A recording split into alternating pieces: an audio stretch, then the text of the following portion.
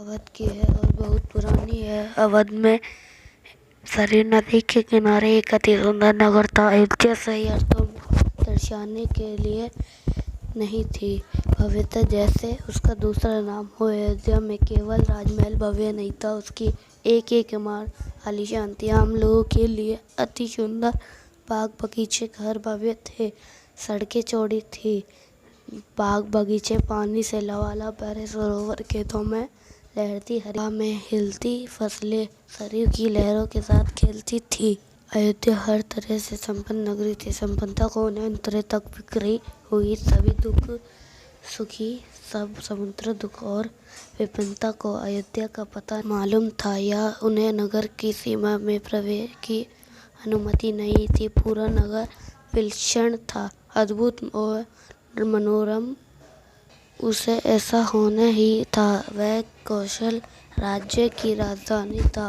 राजा दशरथ वहीं रहते थे। उनके राज में दुख का भला क्या काम। राजा दशरथ कुशल योद्धा और न्यायप्रिय शासक थे। महाराज आज के पुत्र महाराज वंशज रघुकुल के उत्तराधिकारी। रघुकुल की रीति नीति का प्रभाव हर जगह दिखाई देता था। सुख समृद्धि में लेकर बात व्यवहार तक लोग मर्यादाओं का पालन करते थे, सदाचारी थे, पवित्रता और शांति हर जगह थी।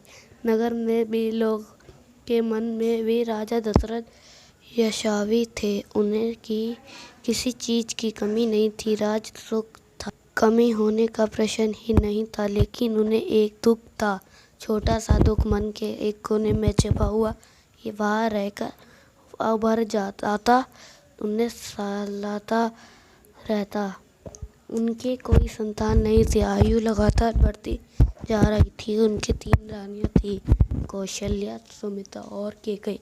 रानियों के मन में भी बस यही एक दुख था, संतान की कमी। जीवन सूना सूना लगता था। राजा दशरथ ने रानियों के बातचीत प्राय इसी विषय पर आकर रुक जाती थी। राजा दशरथ की चिंता बढ़ती जा रही थी। बहुत सोच विचार कर महाराज दशरथ ने इस संबंध में वशिष्ठ मुनि से चर्चा की।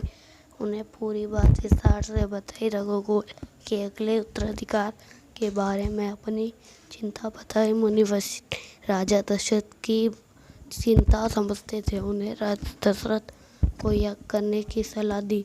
पुत्रश्रेष्ठ यज्ञ। महिष ने कहा, आप पुत्रश्रेष्ठ यज्ञ करें महाराज, आपकी इच्छा अवश्य पूरी होगी। यज्ञ महान तपस्वी त्रय शृंग की देख रेख में हुआ। पूरा नगर अब उसकी तैयारी में लगा हुआ था। यज्ञशाला सरयू नदी के किनारे बनाई गई। यज्ञ में उनके राजाओं को निमंत्रित किया गया। तमाम ऋषि मुनि पधारे। शंख ध्वनि और मंत्रोच्चार के बीच एक कर आहुति डाली। अंतिम आहुति राजा दशरथ की थी। यज्ञ पूरा हुआ। अग्नि के देवता ने महाराज दशरथ को आशीर्वाद दिया। कुछ समय बाद दशरथ की इच्छा पूरी हुई। तीनों रानी पुत्रवती हुई। महारानी कौशल्या ने राम को जन्म दिया। चैत्र माह की नवमी के दिन रानी सुमित्रा के 2 पुत्र हुए, लक्ष्मण और शत्रुघ्न। रानी कैकेयी के पुत्र का नाम भरत रखा गया। राजमहल में खुशी छा गई।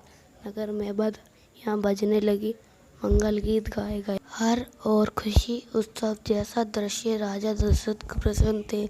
उनकी मनोकामना पूरी हुई। प्रजा प्रसन्न थी कि दशरथ की चिंता दूर हुई। नगर में बड़ा समारोह आयोजित किया गया। धूमधाम से आयोजन में दूर दूर से लोग आए। राजा दशरथ ने सबको पूरा सम्मान दिया। उन्हें कपड़े, अनाज और धन देकर विदा किया। चारों राजकुमार धीरे धीरे बड़े हुए, बहुत सुंदर थे। शत्रुघ्न साथ खेलने निकलते थे तो लोग उन्हें देखते रह जाते। आंखें उनसे हटती ही नहीं थी। चारों भाइयों ने आपस में बहुत प्रेम था। अपने बड़े भाई राम की आज्ञा मानते थे। खेल कूद में लक्ष्मण प्राय राम के साथ रहते थे। भरत और शत्रुघ्न की एक अलग जोड़ी थी और बड़े होने पर राजकुमारों को शिक्षा दीक्षा के लिए भेजा गया। उन्होंने कुशल और अपनी विद्या में दक्ष गुरुजनों से ज्ञान लिया, अंजित किया, शास्त्रों का अध्ययन किया, शास्त्र विद्या सीखी। चारों राजकुमार कुशल विद्य थे। जल्द ही सब विद्याओं में पारंगत हो गई। राम इसमें सर्वोपरि थे। उनके कई अन्य गुण भी थे। विवेकशालीनता और न्यायप्रियता। राजा दशरथ को राम सबसे अधिक प्रिय थे। ज्येष्ठ पुत्र होने के कारण और इन्हीं मानवीय गुणों के कारण भी। राजकुमार कुछ और बड़े हुए। विवाह योग नगर में इसकी चर्चा होने लगी। महाराज दशरथ भी ऐसा चाहते थे।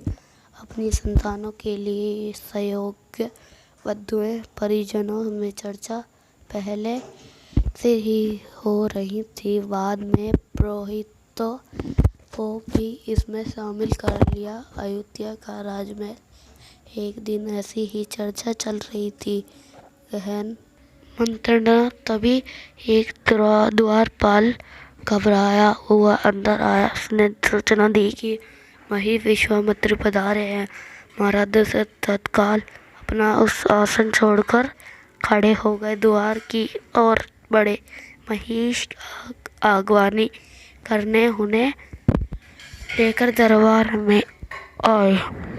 विश्वामित्र को ऊंचा आसन दिया गया। विश्वामित्र कभी स्वयं राजा थे, बहुत बड़े और बलशाली। बाद में अपना राजपाट छोड़ दिया, संन्यास ग्रहण कर लिया, जंगल चले गए। वहीं उन्होंने अपना आश्रम बनाया। उसे आश्रम सिद्धाश्रम नाम दिया। महिष के स्वागत सत्कार के बाद राजा दशरथ ने कहा, महिष आज्ञा दे, मैं आपकी क्या सेवा कर सकता हूँ। आप अपने मन की बात कहिए, आपकी आज्ञा पूरी तरह पालन होगा। राजन, मैं जो मांगने जा रहा हूँ उसे देना आपके लिए कठिन होगा। आपकी आज्ञा दीजिए। महिष, मैं उसे पूरा करने के लिए तैयार हूँ। बिल्कुल नहीं हिचकूंगा। मैं सिद्धि के लिए एक यज्ञ कर रहा हूँ। अनुष्ठान लगभग पूरा हो गया है, लेकिन 2 राक्षस उसमें बाधा डाल रहे हैं। मैं जानता हूँ कि राक्षसों को केवल एक ही व्यक्ति मार सकता है, वह राम है। आप अपने ज्येष्ठ पुत्र को मुझे दे दें ताकि यज्ञ पूरा हो। विश्वामित्र ने कहा। दशरथ पर जैसे बिजली गिर पड़ी। वह अचकचा गए, उम्मीद छोड़ दी ही नहीं थी कि मुनिवर उससे राम को मांग लेंगे। उनके ज्येष्ठ पुत्र, उनके सबसे प्रिय दशरथ चिंता में पड़ गए। विश्वामित्र राजा दशरथ की दुविधा समझ रहे थे। उन्हें कहा, मैं राम को केवल कुछ दिनों के लिए संग ले जा रहा हूँ। यज्ञ 10 दिन में संपन्न हो जाएगा। महाराज दशरथ दुखी हो गए। पुत्र वियोग की आशंका से कांप उठे। दरबार में सन्नाटा छा गया। दशरथ की दशा देखकर मंत्री चिंतित थे, पर चुप थे। मही वशिष्ठ शांत थे। इतने में दशरथ कांप रहे, बेहोश हो गए। होश में आए तो डर ने उन्हें फिर जकड़ लिया। मूर्छित होकर दोबारा गिर पड़े। संज्ञा शून्य पड़े रहे। महिष विश्वामित्र का क्रोध बढ़ता जा रहा था। दरबार संस्कृत किसी अनुष्टि की आशंका से वह कुछ समझ नहीं पा रहे थे। महिष और महाराज के बीच संबंध में कुछ बोलना उचित भी नहीं था। मुनि वशिष्ठ चुपचाप आकर महाराज दशरथ के पास खड़े हो गए। थोड़ी देर बाद दशरथ उठे। स्वयं को संभालते हुए उन्होंने महिष से विनती की, महामुनि, मेरा राम तो अभी 16 वर्ष का ही है।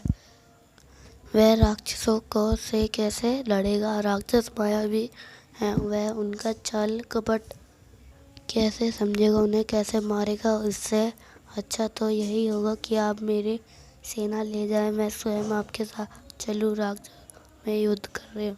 महिष विश्वामित्री ने कोई प्रतिक्रिया व्यक्त नहीं की। क्रोधित थे पर उसे व्यक्त नहीं कर रहे थे। उन्हें अपने यज्ञ के नियम याद थे। क्रोध करने से यज्ञ खंडित हो जाता, अनुष्ठान अधूरा रह जाता। मैं राम के बिना नहीं रह सकता महामुनि, एक पल भी नहीं। आप राम को छोड़कर जो चाहे मांग ले, उसे मत ले जाइए। मैं राम को नहीं दूंगा, बिल्कुल नहीं। मेरी बुढ़ापे की संतान है, उसे बहुत प्रेम करता हूँ। ऐसा दशरथ ने कहा। महिष का क्रोध भड़क उठा। दरबार मंत्रीगण और ऋषि मुनि सत्य में आ गए, संकेत में आ गए। आप रघुकुल की रीति तोड़ रहे हैं। राजन वचन देकर पीछे हट रहे हैं। यह बर्ताव कुल का विनाश का सूचक है। आप जानते हैं कि मैं स्वयं दुष्ट राक्षसों का संहार कर सकता हूँ, लेकिन मैंने संन्यास ले लिया है। अगर आप राम को नहीं देंगे तो मैं यहाँ से खाली हाथ लौट जाऊंगा। बात बिगड़ती हुई देखकर मुनि वशिष्ठी आगे आए। महाराज दशरथ को समझाया। राम की शक्ति के बारे में, प्रतीक्षा तोड़ने के संबंध में, महिष विश्वामित्री के साथ रहने पर राजकुमार राम को होने वाले लाभ के बारे में। राजन, आपको अपना विचार पूरा करना होगा चाहिए। नीति यही है। प्राण देखकर भी आपके पूर्वजों ने वचन निभाया है। आप राम की चिंता ना करें। महिष के होते उनका कोई कुछ नहीं बिगाड़ सकता। महाराज दशरथ की चिंता कुछ कम हुई, पर मन अब भी खिन्न न था। पुत्र बिछोह का दुख सभी तखों पर भारी पड़ रहा था। गुरु वशिष्ठ ने कहा, महाराज महिष विश्वामित्र सिद्धे पुरुष है, तपस्वी। उनके अनेक गुप्त विद्याओं के जानकर हैं। वह कुछ सोचकर यह आए हैं। राम उनके अनेक नई विधाएं सीख सकेंगे। आप राम को महिष विश्वामित्र के साथ जाने दे। राम को उन्हें सौंप दे। दशरथ ने मुनि वशिष्ठ की बात दुखी मन से स्वीकार कर ली। लेकिन वह राम को अकेले नहीं भेजना चाहते थे। उन्होंने विश्वामित्र से आग्रह किया, कहा कि वह राम के साथ उनके छोटे भाई लक्ष्मण को भी साथ ले जाए। महिष विश्वामित्र ने महाराज दशरथ के यह आग्रह स्वीकार कर लिया। राम को लक्ष्मण के तत्काल दरबार बुलाया गया। महाराज दशरथ ने अपने निर्णय की सूचना दी। दोनों भाइयों ने उस संदेश स्वीकार कर लिया, सिर झुकाकर आदर सहित। इनकी सूचना माता कौशल्या को दी गई। बताया गया कि राम और लक्ष्मण वन जा रहे हैं। महिष विश्वामित्री के साथ नितांत गंभीर माहौल में स्तुति वचन हुआ। नगाड़े बजे। महाराज दशरथ ने भावुक होकर दोनों पुत्र को मस्तक चूमकर उन्हें महिष को सौंप दिया। दोनों राजकुमार बिना विलंब किए महिष के साथ चल पड़े। विदीर्ण और भयानक जंगलों की और विश्वामित्र आगे आगे चल रहे थे। राम उनके पीछे पीछे। वह लक्ष्मण से 2 कदम पीछे अपने धनुष संभाले हुए, पीठ पर तोड़नेर बांधे, कमर में तलवारें लटकाए। हम राम जी के राम जी हमारे हुए, हम राम जी के राम जी हमारे हुए, हम राम जी के राम जी हमारे हुए, हम राम जी के राम हमारे हुए, हम राम जी के